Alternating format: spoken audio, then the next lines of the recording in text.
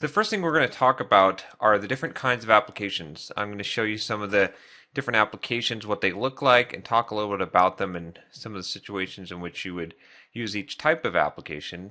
And mainly we're looking at iPhone development here.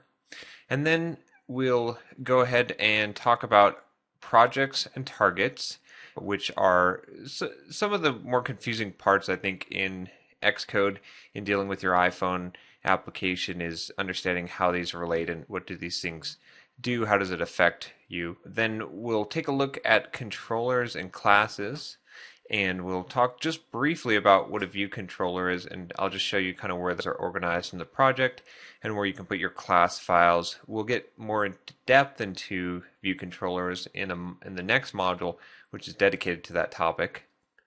Then we'll talk about the app delegate. It's kind of the driving and starting point of your application, and it's a very important part of your application.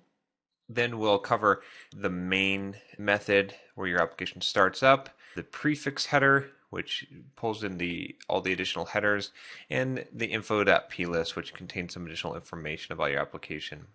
Then we'll briefly look at resources and the ways that you can include them into your iPhone application and some of the special types of resources and special names that you can give resources to make them be an icon or a splash screen for your application.